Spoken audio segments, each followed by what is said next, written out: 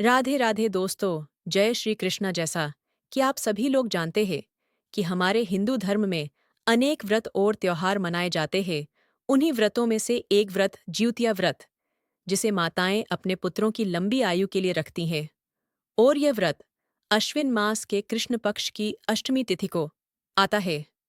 हम आज इस व्रत की कथाओं के बारे में चर्चा करने वाले हैं, क्योंकि इस व्रत में कथा सुनना बहुत जरूरी है। तो आइए शुरू करते हैं। इस व्रत की सबसे बड़ी विशेषता है कि इसे करने वाली माताएं पूरे दिन निर्जला उपवास रखती हैं, यानी न अन्न, न जल, न फल, केवल अपने बच्चों की मंगल कामना के लिए उपवास। यह व्रत माँ के प्रेम, त्याग और समर्पण का अद्भुत उदाहरण है।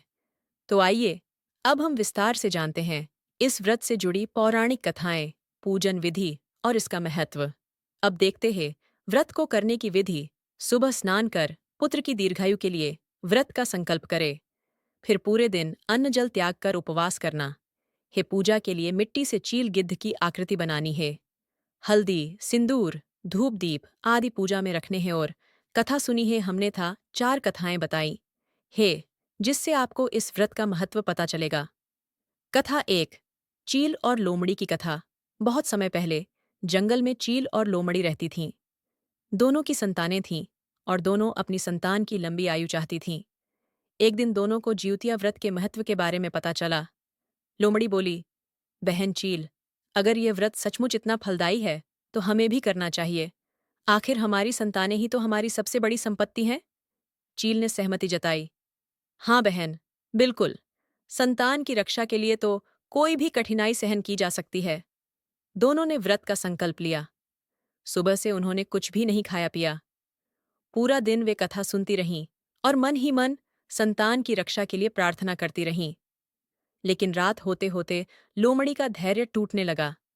भूख से उसकी हालत खराब होने लगी। उसने सोचा, क्या फर्क पड़ता है, थोड़ा सा खा लेने से क्या होगा, कोई देख भी तो नहीं रहा। और वह चोरी छिपे भोजन करने लगी। उसका व्रत भंग हो गया। दूसरी ओर चील ने पूरी निष्ठा से व्रत निभाया। उसने कहा, अगर मैंने संकल्प लिया है तो इसे पूरा करूंगी, चाहे कितना भी कष्ट क्यों न हो।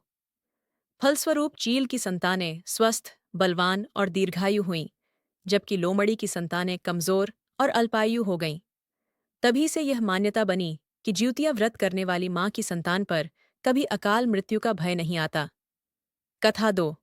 7 भाइयों की बहन। बहुत समय पहले एक बहन अपने 7 भाइयों के साथ रहती थी।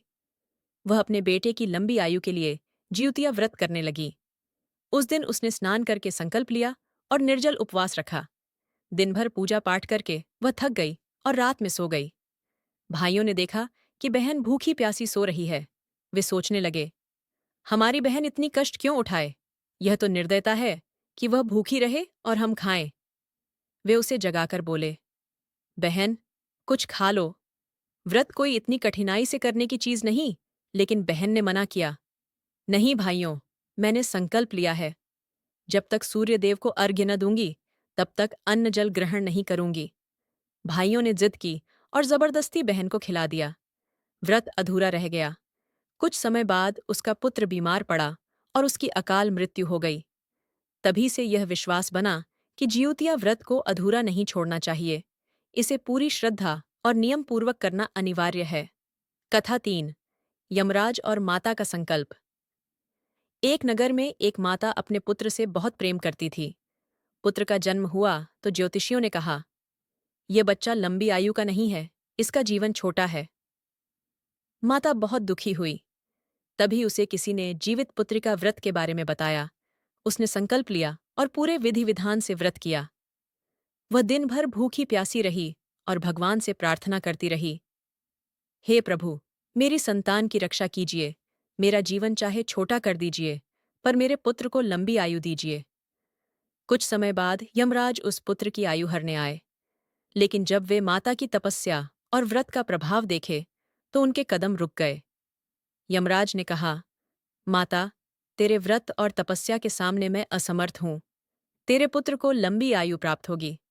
तभी से यह व्रत संतान की अकाल मृत्यु से रक्षा करने वाला माना गया। कथा 4। नर्मदा किनारे साहूकार की कथा।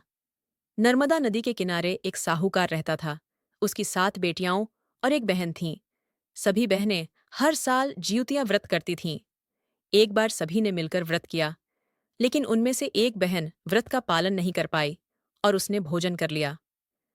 कुछ समय बाद उस बहन के पुत्र की मृत्यु हो गई, जबकि बाकी बहनों की संतानें लंबी आयु वाली और स्वस्थ रहीं। तभी से इस व्रत का महत्व और भी बढ़ गया। इन कथाओं से हमें इस व्रत के महत्व के बारे में भी पता चलता है। इस प्रकार कथा सुनने के बाद आपको समापन करना है दूसरे दिन। सूर्योदय के समय अर्घ्य देकर व्रत का समापन कर दे। आशा है कि आपको यह कथा और जानकारी पसंद आई होगी। अगर वीडियो अच्छा लगा हो तो इसे लाइक और शेयर करें और हमारे चैनल को सब्सक्राइब करना न भूलें। जय श्री कृष्ण। राधे राधे दोस्तों।